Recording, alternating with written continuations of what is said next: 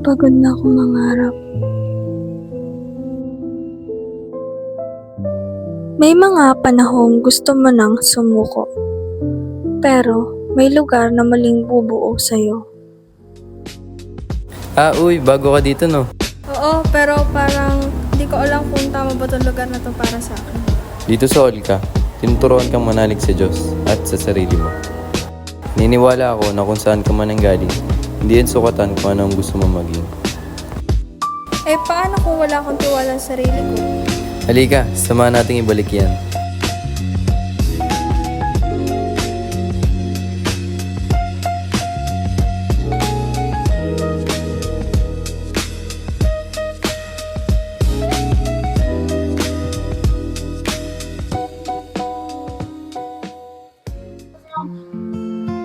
Uy, bagong mukha. Maligayang pagdating sa Olga. Kamusta ang unang araw sa klase? Ayos lang, ngunit ako'y kinakabahan na magsabi ng aking mga pananaw at ideya sa buong klase. Huwag kang matakot. Bawat pananaw ay tanggap dito. Huwag kang mayang magtanong upang may iba pa tayong matutunan.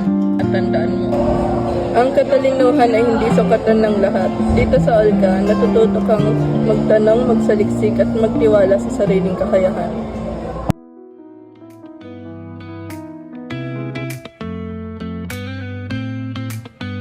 Gusto mo bang tumulong? Hindi ko alam kung may tutulong ako eh. Bilang isang leader ng Olga, hindi mo kailangan maging perfectong pinuno. Kailangan mo lang ng puso na handang magsilbi sa ating mga kapwa-miyembro.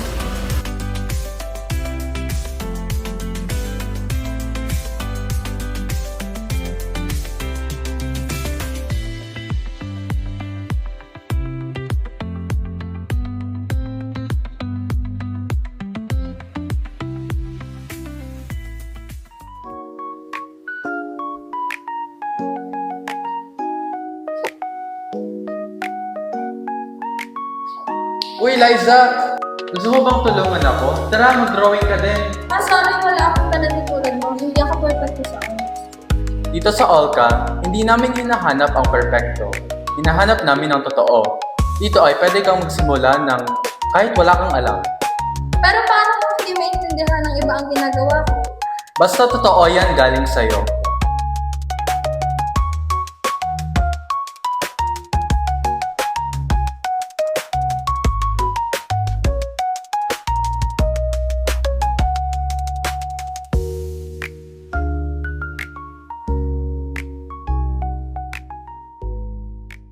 Salamat sa inyong lahat.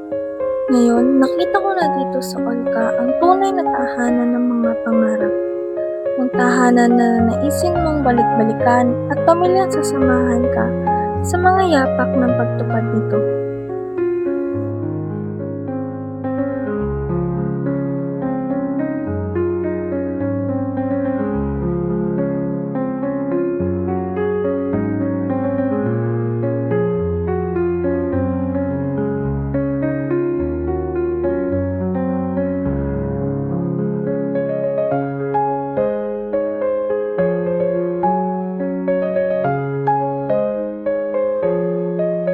Pagbati sa inyong lahat, ako nga pala yung sinasabing pagod na mangarap.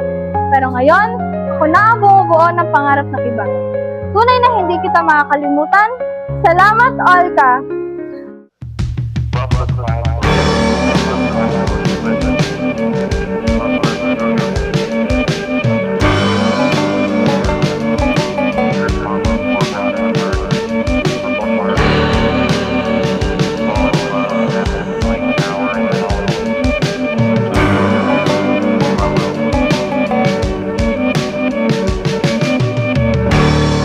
Dito sa Our Lady of Visayas Academy, natutupad ang mga pangarap.